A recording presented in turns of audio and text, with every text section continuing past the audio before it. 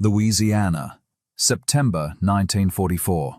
A train carrying 19 German women slowed at Camp Ruston's gates. They had been trained to expect weakness. Soft American soldiers, corrupted by luxury, starved by rationing.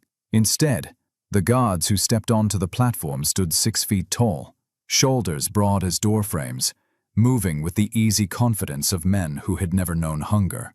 "They're bigger than we expected," one woman whispered. That simple observation would crack open an entire ideology. These weren't the defeated, desperate Americans of propaganda posters. These were men who could afford mercy, because they'd already won. This was not propaganda meeting reality. It was reality obliterating propaganda. One meal, one gesture, one act of unexpected kindness at a time. The Atlantic crossing took 3 weeks. 21 days aboard a converted troop transport that pitched through autumn storms, carrying 19 German women from Casablanca to Norfolk, Virginia. They were Luftwaffe auxiliaries, radio operators, cipher clerks, meteorological technicians, captured when Allied forces overran communication stations across North Africa. None had fired a weapon. All had served the Reich.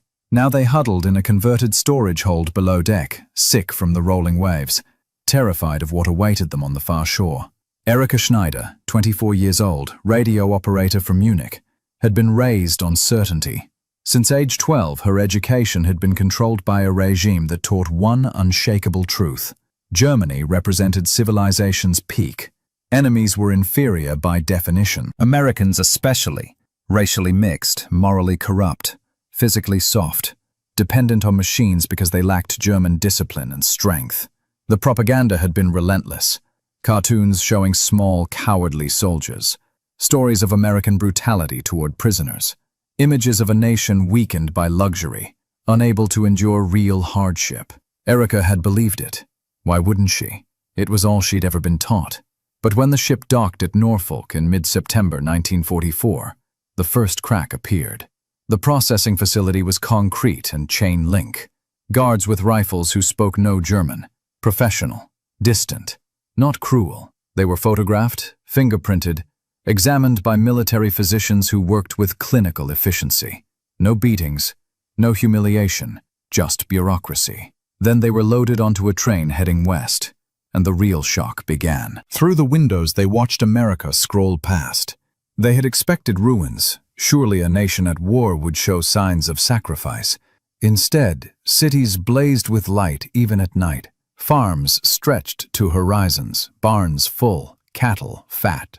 Towns where children played in streets without fear of air raids. The abundance felt obscene, impossible. "It can't be real," whispered Greta Hoffman, 31, a communications officer who'd worked in Tripoli. "They must be showing us only the good parts." But the train rolled for days, through Virginia, Tennessee, Arkansas, and the good parts never ended. Fields heavy with crops, towns without bomb damage, people who looked well-fed and unafraid. Erika pressed her forehead against the glass, trying to reconcile what she saw with what she'd been taught. If Americans were soft and weak, how had they built this? If they were starving and desperate, where was the evidence? The questions gnawed at her more than any answer could have. By the time the train slowed at Camp Ruston, Louisiana on September 15th, she was already beginning to understand. Everything had been a lie. Not exaggeration, not spin, a fundamental, catastrophic lie. And if the propaganda had been wrong about American weakness, what else had been wrong? What else had they been told that would crumble under the weight of simple observation? The train shuddered to a stop. Through windows clouded with dust and condensation, they glimpsed guard towers, barbed wire, rows of wooden barracks stretching toward pine forests. It looked like every prisoner of war camp they'd imagined, austere, functional, designed for containment. But when the doors opened and they stepped onto the platform, what they saw next would shatter their certainty even further. 6 American guards stood in formation on the platform. That was all. 6 men in pressed uniforms, polished boots, waiting with the casual patience of people who had already won and knew it. But it wasn't their posture that struck first. It was their size. They were enormous. Not just tall, though most stood well over 6 feet. but broad-shouldered, thick-armed, carrying weight that looked like strength rather than fat. Their faces were tanned and healthy. Their forearms were the size of fence posts. The nearest guard, a red-haired sergeant with a square jaw, had to weigh at least 90 kilograms of what appeared to be pure muscle. Erica Schneider, standing 165 centimeters tall, felt like a child beside them. "Jesus Christ," Greta whispered in German. "Look at them." Anna Koch started crying quietly. "They're going to hurt us," she said. "Look how big they are." But size wasn't the only shock. It was the health. These men looked like they'd just eaten full meals and slept 8 hours. Their skin had color. Their movements were confident, relaxed, showing none of the tension or hunger that marked every German soldier the women had seen in the final months before capture. By 1944, Wehrmacht troops looked like skeletons in uniform, hollow-cheeked, exhausted, running on adrenaline and ideology. These Americans looked like they could fight a war without breaking stride. The physical disparity was proof, undeniable, material proof, that everything they'd been told was wrong. You couldn't fake this. You couldn't stage it. These men were well-fed because America had food. They were strong because America had resources. They moved with confidence because they came from a nation that wasn't starving, wasn't collapsing, wasn't desperate.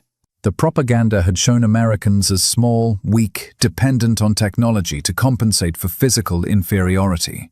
The reality standing before them was 6 men who looked like they could break stone with their bare hands. The red-haired sergeant stepped forward. When he spoke, it was in accented but comprehensible German. "Exit the train in single file. Bring your belongings. No running, no talking. Follow instructions." His voice was deep but not unkind. He didn't shout, didn't threaten, simply gave orders and waited. Professional authority without cruelty. Another crack in the edifice of everything they'd expected. The women filed out slowly, legs shaky from days of travel. Erica descended the steps carefully and found herself standing 5 feet from the sergeant. He looked down at her, actually down, the angle steep enough to make her neck hurt, and asked, "Name?" She gave it. He marked something on a clipboard, assigned her to Barracks 4, gestured for her to follow Corporal Henderson, another massive American with dark hair and hands that dwarfed the paperwork he carried. They walked across the compound surrounded by Americans, who moved with an ease that felt almost careless. No tension, no fear, just men doing jobs. The contrast was staggering. Every German soldier Erica had encountered in the past year had looked like he was 1 meal away from collapse. These Americans looked like they'd never known real hunger in their lives. And perhaps they hadn't. Perhaps that was the point. Perhaps America's greatest weapon wasn't its tanks or planes, but the simple fact that it could feed millions of soldiers, equip them lavishly, and still have enough left over to feed enemy prisoners 3 meals a day. "How?" Greta whispered behind her as they marched. "How are they so—" She didn't finish, but Erica understood the question. How could a supposedly inferior people look so strong? How could a nation at war for 3 years show no signs of strain? The propaganda had been catastrophically, fundamentally wrong. And if it was wrong about this, what else was it wrong about? That question would haunt them for months. But first, they had to survive dinner. The mess hall smelled of roasted meat and fresh coffee. That was the first shock. Not the sight of food, but the smell, rich and overwhelming. So foreign after years of watery soup and black bread that Erica's stomach clenched with involuntary hunger. The building was large, wooden, with long tables and benches. American soldiers ate at half the tables, talking and laughing. German prisoners, all male, maybe 200 of them, occupied the other half in near silence. The women were directed to a separate section near the kitchen. Erica joined the serving line, took a metal tray, moved past steam tables where American cooks loaded her plate. Mashed potatoes with gravy, roast beef, thick slices, still steaming, green beans, bread with butter, real butter, yellow and soft, coffee, and apple pie. She stared at the tray, unable to process what she was seeing. This was more food than she'd seen in a single meal in years. In Germany, strict rationing had been in effect since 1939. By 1943, they'd been eating potatoes and cabbage, lucky to get meat once a week. Toward the end, before capture, Meals had been watery soup with maybe a piece of turnip, bread so dark and dense it sat like stone in the stomach. This was abundance on a scale that seemed criminal. She sat at a table with Greta and Anna and 4 other women. No one spoke. They all stared at their trays with something like religious awe. Finally, Greta picked up her fork, took a bite of potato. Her eyes closed. Tears started falling. "It's real," she whispered. "God help us, it's real." Erica ate slowly, methodically, trying not to cry. The beef was tender, seasoned with salt and pepper and something else she couldn't identify. The potatoes were creamy. The butter was fresh. The apple pie was sweet and tart and warm. Each bite confirmed what her eyes had been telling her since Norfolk. America wasn't suffering. America wasn't starving. America had been feeding its citizens and its soldiers, and now even its enemies, with food that surpassed anything Germany had managed even in peacetime. The numbers were staggering. Later, she would learn that American food production in 1944 exceeded 140 million tons annually, enough to feed not just its own population, but to supply Britain, the Soviet Union, and millions of prisoners of war. German production had peaked at 26 million tons in 1938 and had collapsed to less than 15 million by 1944. At the next table, a group of male German prisoners ate in similar, stunned silence. One of them, a thin man with hollow cheeks, held his piece of bread like it was sacred, turning it over and over, unable to believe it was his to eat. Across the mess hall, American soldiers consumed the same food without ceremony, talking about baseball and mail from home, paying no attention to the prisoners. To them, this meal was normal, unremarkable, just dinner. "How did we lose to these people?" Anna asked quietly. It was the question everyone was thinking, but no one wanted to speak aloud, because the answer was becoming horrifyingly clear. They'd lost because they'd been fighting an enemy with unlimited resources, vast industrial capacity, and enough food to feed armies and prisoners alike without strain. Germany had been starving since 1943. America was serving roast beef to enemy captives. The disparity was so enormous, it redefined everything. Erica set down her fork, unable to eat more despite the hunger that still gnawed at her. The meal tasted like defeat. Not bitter, the food was too good for that. It tasted like truth. Cold, undeniable truth. They had never stood a chance. Not against this. Not against a nation that could wage war on 3 continents and still have surplus food to give away. The propaganda had told them America was weak, desperate, on the verge of collapse. The reality was a country so strong it could afford generosity to its enemies. That realization, more than any battle or bombing campaign, broke something fundamental inside her. The war was over. Germany had lost, and they'd lost to people who were bigger, stronger, and more merciful than anyone had prepared them to believe. 3 days passed. The routine established itself with military precision. Wake at 6, breakfast at 6:30, work assignments after morning roll call. The women were divided into groups: kitchen duty, laundry service, groundskeeping, administrative filing. Erica was assigned to the camp administration building, organizing records under the supervision of Sergeant Marcus Riley, the red-haired giant from the train platform. Riley was 32, from Nebraska, with a face that looked carved from granite and a voice that carried authority without needing volume. He stood 6'3" and weighed at least 95 kilograms of what appeared to be pure muscle. But what unnerved Erica most wasn't his size. It was his competence. He spoke 3 languages fluently: English, German, and French. He knew the Geneva Convention by heart and enforced its provisions meticulously. He managed paperwork with the efficiency of a born bureaucrat. When he explained tasks, he was patient. When he enforced rules, he was strict. And he was utterly immune to any attempt at manipulation. "You'll be organizing personnel files," he told Erica on her first day, gesturing to a wall of filing cabinets, alphabetically by last name. Each file needs to be checked for completeness: identification, capture report, medical examination, work assignment. If anything is missing, flag it with this form. He demonstrated once, efficiently, then left her to work. No hovering, no micromanagement. Just clear instructions and an expectation of competence. Erica spent the morning surrounded by files of German prisoners. Hundreds of them, maybe thousands. All captured across North Africa and Italy.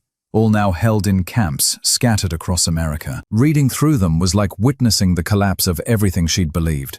These weren't soldiers defeated by superior tactics. These were men who had been overwhelmed by sheer material abundance. One file noted, "Prisoner reported extreme surprise at food quality and quantity. Stated that American rations exceeded anything available to German forces even in peacetime." Another, "Subject expressed disbelief at seeing fresh fruit in mess hall. Asked if it was a special occasion. Informed it was standard daily provision." Over and over the same theme. German prisoners confronting the reality that everything they'd been told about American weakness was propaganda, and not subtle propaganda. Catastrophic lies that had sent millions of men to fight a war they could never win. The Americans produced 50,000 aircraft in 1944 alone. Germany managed 40,000. The Americans had launched Operation Overlord with 156,000 troops on the first day, supported by 11,000 aircraft and 7,000 ships. Germany's entire navy by 1944 consisted of fewer than 400 vessels, most of them submarines. The numbers didn't lie. The abundance didn't lie. Only the propaganda had lied. At lunch, Riley ate at his desk while Erica filed documents. She watched him covertly. The easy way he moved, despite his size. The unconscious confidence in every gesture. He ate a sandwich that looked small in his enormous hands. Drank coffee from a mug that could have held half a liter. The casual abundance of it struck her. He wasn't savoring the food. He wasn't grateful for it. He was just eating lunch. The way people eat when food is so plentiful, it becomes unremarkable. "You have questions," he said without looking up. Erica froze. "Sir? I've been doing this for 2 years. I know when prisoners have questions. Ask them." She hesitated, then spoke. "How are you so—" She struggled for the right word. "So healthy. You're at war. Your country should be rationing, should be thin, but you're all big," Riley finished. He looked at her directly. "Because America produces more food than we can eat. Because our farms cover areas larger than most European countries. Because even at war, we have surplus." But the propaganda said, "Propaganda is lies, designed to make you feel superior," Riley interrupted. "Your government told you Americans were weak because they needed you to believe it. If you'd known the truth, that America can field millions of well-fed, well-equipped soldiers while still feeding prisoners roast beef, you might have questioned whether winning was possible." Erica felt something crack inside her. "We never had a chance, did we?" Riley was silent for a moment. "No," he said quietly. "You didn't. Not against this." He gestured vaguely toward the window, toward America beyond. "But that doesn't make you less human. Doesn't mean you don't deserve decent treatment. You're just people who got caught up in something bigger than yourselves." It was the kindest thing anyone had said to her in months, and it came from a man who had every reason to hate her. Weeks turned into months. October gave way to November, then December. The women adapted to camp routine with the resigned efficiency of people who had no other choice. Work, meals, sleep. Occasional letters from home, heavily censored, months delayed, often bearing terrible news that arrived like blows to the chest. Erica received a letter from her mother in early December. The envelope had been opened and resealed multiple times, covered in stamps from various military postal services. The letter inside was 4 months old, written in August. "Dearest Erica," her mother wrote in careful script, "I pray this reaches you. Hamburg was bombed again in July. We lost the house. Your father and I are living with Aunt Goethe outside the city. Food is scarce. We eat potatoes and cabbage, sometimes bread if we're lucky. I've lost 15 kilos. Your father looks like a skeleton. But we are alive and we thank God for that. I hope you are being treated well. I hope you are safe. I hope you come home to us when this nightmare ends. Your loving Mutti." Erica read the letter 3 times, then folded it carefully and placed it in the wooden box under her bunk where she kept her few possessions.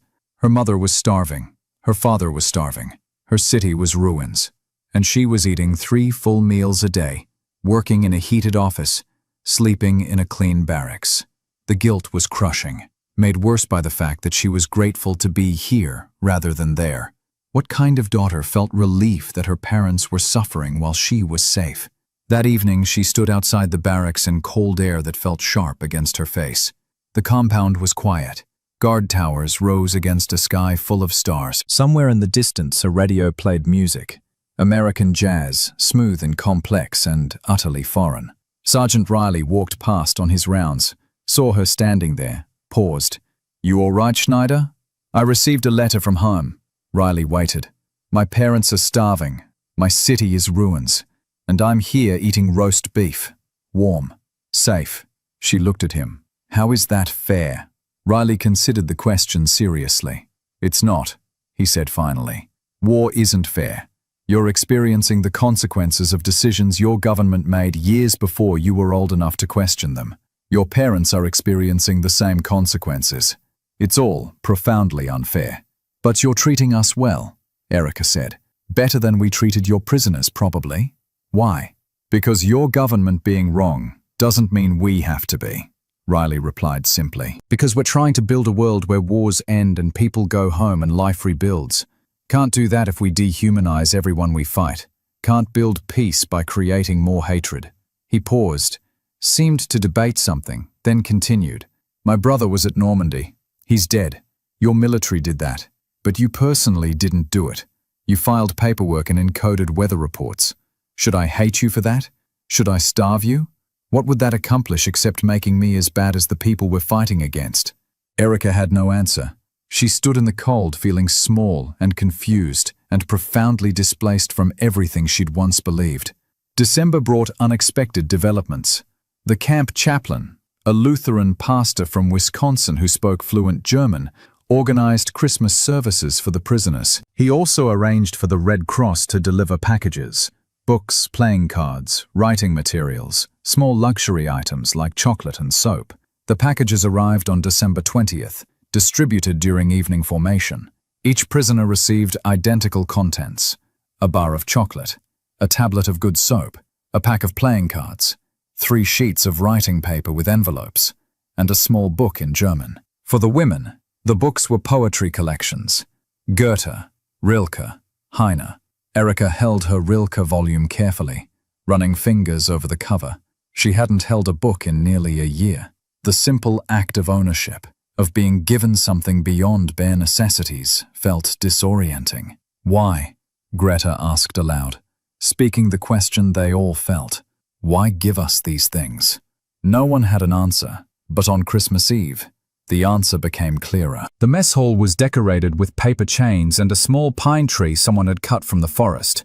Dinner was special: turkey, mashed potatoes, gravy, green beans, cranberry sauce, pie. After the meal, the chaplain led a service. Hymns sung in German, prayers offered in multiple languages, a sermon about hope and redemption and the possibility of peace. American soldiers attended alongside German prisoners. The guards stood at attention, rifles at rest, faces neutral. When the chaplain asked them to sing Silent Night in German, 300 voices rose in uncertain harmony. Stille Nacht, Heilige Nacht. Erica sang with tears streaming down her face. Across the room, Sergeant Riley stood with his hands clasped behind his back, his expression unreadable. After the service, he approached her as prisoners filed out. "My mother loves that hymn," he said quietly. "She always cries when she sings it. Says it reminds her that even in darkness there's light." "Does she know you're here?" Erica asked. "Taking care of enemy prisoners?" "She knows I'm doing my duty. That's enough for her." "And what is your duty, Sergeant?" Riley looked at her steadily.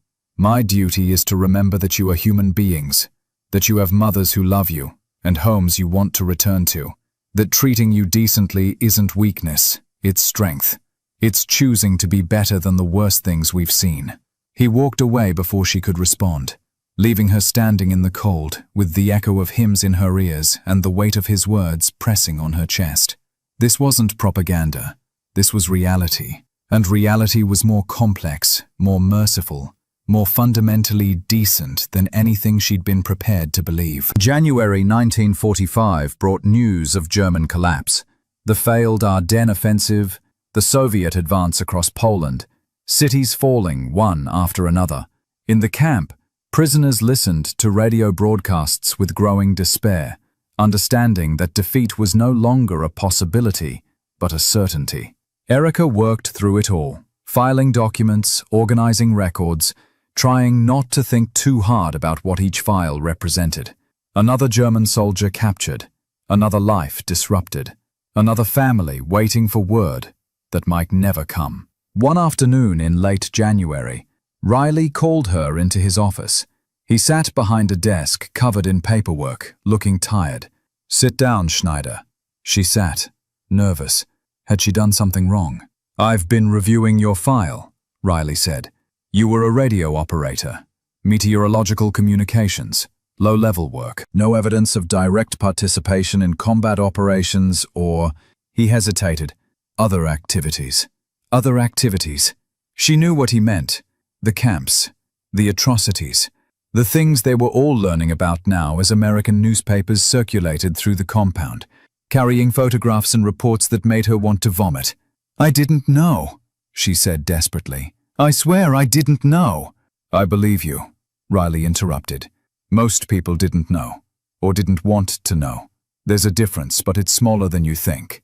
He paused. "The point is, when repatriation begins, and it will, probably this year, you'll likely be cleared quickly. Low threat, no evidence of crimes. You'll go home." "Home?" The word felt hollow. "And do what? Go back to rubble? Find my starving parents? Live in occupied Germany under foreign control?" "Yes," Riley said simply. "That's exactly what you'll do. Because that's what rebuilding looks like. It's not glorious. It's just work." "But I don't want to leave," Erica said, and realized, as she said it, that it was true. "Here, I'm safe. I have food. I have work. I don't have to see what Germany has become. I don't have to face what we did." Riley's expression hardened. "You don't get to hide here, Schneider. You don't get to stay comfortable in an American prison camp while your country rebuilds. You were part of what Germany was. Now, you need to be part of what it becomes." "But I'm just one person," Erica protested. "What difference can I make?" "Same difference anyone makes," Riley replied. "You can choose to be decent, to treat people well, to reject the ideology that led to this mess. One person at a time. That's how countries change." He stood, ending the conversation. "Get back to work and start preparing yourself. You won't be here forever." April brought warmer weather and news of Germany's final collapse. Berlin surrounded. Hitler dead in his bunker. Surrender imminent. In Camp Ruston, prisoners waited with mixed dread and relief, knowing the end was near, but uncertain what ending would mean. On May 8th, Germany surrendered. The news reached Camp Ruston in the morning, transmitted through radio broadcasts that crackled with excitement. American soldiers celebrated quietly, understanding that their joy was the prisoners' grief. In the women's barracks, the mood was somber. Some cried. Others sat in stunned silence. A few retreated into anger, blaming everyone but themselves. Erica sat on her bunk and thought about everything she'd learned, about Sergeant Riley's size and strength, about the abundance of American meals, about the casual confidence of guards who never needed to prove their power because it was self-evident. She thought about propaganda that had told her Americans were weak, and about the crushing reality that had demolished that lie. They had lost not because Germans were inferior, but because Germany had built a system based on conquest and hatred, while America had built a system based on production and resources.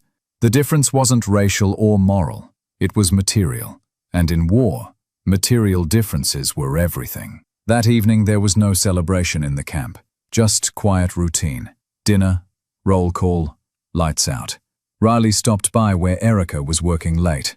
"You doing okay?" he asked. "I don't know," she admitted. "My country just lost everything, but I'm relieved it's over. Does that make me a traitor?" "Makes you human," Riley replied. "Tired of war, tired of death.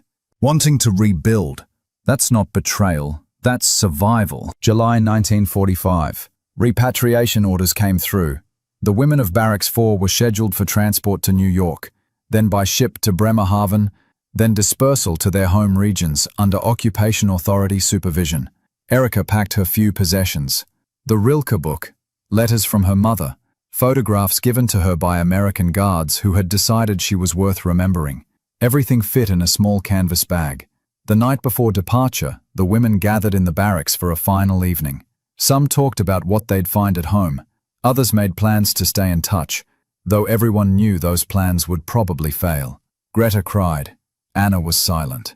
Erika walked outside into the humid Louisiana night and found Sergeant Riley standing near the barracks, smoking a cigarette. "Couldn't sleep?" he asked. "No."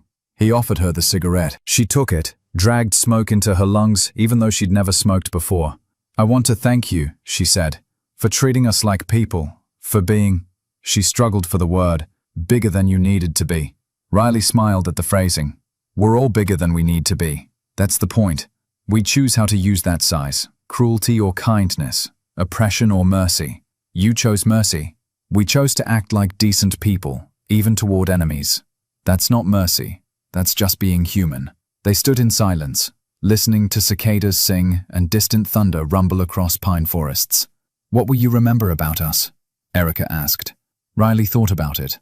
That you were brave, that you survived, that you faced the collapse of everything you'd believed and didn't break. That's worth remembering. What should I remember about you? That we were just soldiers, doing a job. That we tried to do it honorably. That we believed treating prisoners well wasn't weakness, it was strength. He paused. And that we were bigger than you expected. And that made all the difference. Erika laughed, despite everything. "Yes, you were definitely bigger than we expected." Dawn came, grey and humid. The women assembled outside the barracks with their bags, waiting for transport to the train station. Guards formed a loose perimeter, not threatening, just present, guiding without force. Sergeant Riley stood near the truck. As each woman climbed aboard, he shook their hands, a formal gesture that felt oddly appropriate. When Erika reached him, he held her hand for a moment. "Good luck, Schneider. Rebuild well." "Thank you, Sergeant, for everything." She climbed into the truck, found a seat near the window. As the engine started and they pulled away, she watched Camp Ruston recede. The barracks, the mess hall, the administration building where she'd spent months filing documents and learning that enemies could be decent. Greta sat beside her, crying quietly. "I don't want to go back. I don't want to see what Germany has become." "Neither do I," Erika admitted. "But we don't have a choice. This is what losing means. We face it, we fix it, we make sure it never happens again." The truck rolled through Louisiana countryside, green and lush and utterly foreign. Through the window, Erika glimpsed farms with full barns, towns with lights burning, people who looked well-fed and unconcerned about war. She thought about propaganda posters showing weak Americans. She thought about the reality, guards like Riley, who towered over them physically and morally, choosing kindness when cruelty would have been easier. She thought about going home to rebuild a country that had lost everything because it had believed lies. And she thought about carrying forward the lesson that strength without compassion is just brutality. That winning means nothing if you become monsters. That the truly strong are those who choose mercy, even toward the defeated. This wasn't propaganda meeting reality. This was reality teaching a lesson that would echo through generations. America's greatest weapon wasn't its bombs or planes. It was its abundance, paired with its humanity. That combination had won the war, and now it would win the peace. Erika Schneider returned to Germany in August 1945. Hamburg was worse than she'd imagined. Block after block of ruins. People living in cellars. Hunger everywhere. Her parents had survived, but looked like skeletons, aged beyond their years. She worked rebuilding what the war had destroyed. Physical labor, clearing rubble, salvaging materials, helping reconstruct buildings. But also psychological labor, confronting what the regime had done, facing guilt and complicity, trying to build something better from complete collapse. She married in 1948. A man named Thomas, who had been a prisoner in England and carried similar stories of unexpected kindness. They had 3 children and told them about the war not as glory, but as warning. Never again. Never believe leaders who promise superiority while delivering destruction. In 1965, Erica received a letter from America. Sergeant Marcus Riley, now retired, had tracked her down through Red Cross records. The letter was brief. "Dear Mrs. Schneider, I hope this finds you well and thriving in rebuilt Germany. I often think about the women from Camp Ruston and wonder how you all fared. I hope you found the strength to rebuild both your country and your lives. I hope you passed forward the lesson that even enemies can be decent, that mercy matters, that we're all just people trying to survive. Best wishes, Marcus Riley." She wrote back immediately. They corresponded for years. Annual letters, holiday greetings, photographs of growing families. The correspondence became a thread connecting two people who had been enemies and had learned that enmity was smaller than humanity. In 1988, Erica visited America for the first time as a free citizen. She traveled to Nebraska, met Riley and his wife, saw photographs of his grandchildren. They sat on his porch drinking coffee and talked about Camp Ruston, about the war, about the strange grace of surviving. "You were bigger than we expected," Erica said, echoing that first observation from 44 years earlier. Riley laughed. "And you were stronger than you knew. You survived. You rebuilt. You raised children who will never repeat those mistakes. That's everything." Erica Schneider died in 2003 at age 83. Among her possessions, her children found the Rilke book given to her at Camp Ruston, letters from Marcus Riley spanning 5 decades, and a photograph of Riley and other Camp Ruston guards inscribed, "To Erica, proof that enemies can become friends, and that mercy is stronger than hatred." At her funeral, her daughter read from one of Erica's letters to Riley, written in 1990. "I think often about that first moment when we saw you, guards, on the platform, so much larger than we'd been told to expect, so much stronger than propaganda had prepared us for. That physical disparity symbolized everything we learned in the following months. You were bigger than we expected, in every way, physically, morally, psychologically. You had the power to hurt us, and chose kindness. You had victory, and chose mercy. That lesson shaped everything that came after. Germany rebuilt because people like me carried home the knowledge that strength doesn't require cruelty. Thank you for teaching us that. Thank you for being bigger than you needed to be." The story of German POWs in American camps became part of both nations' histories. For Americans, it represented an ideal that even in war, even toward enemies, decency was possible. For Germans, it became a reminder that defeat hadn't meant destruction of humanity, that their enemies had chosen mercy when vengeance would have been easier. Marcus Riley died in 1998. At his funeral, his children read from his war diary, written in Camp Ruston, July 1945. "The German women left for repatriation today. Schneider thanked me for treating them decently. I told her we were just doing what decent people do, but I've been thinking about it since. Maybe that's the point, that we have to actively choose decency, that treating enemies with respect, even when we don't have to, is what separates civilization from barbarism.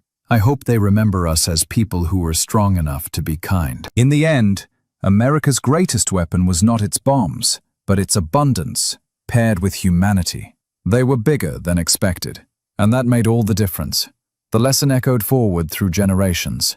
Propaganda lies, but physical reality doesn't.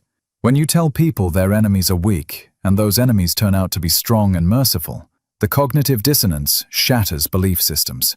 The 19 women who arrived at Camp Ruston in September 1944 expected brutality and found kindness. They expected weakness and found strength. They expected starvation and found abundance. That gap between expectation and reality became the foundation for rebuilding not just Germany, but the moral architecture of post-war Europe.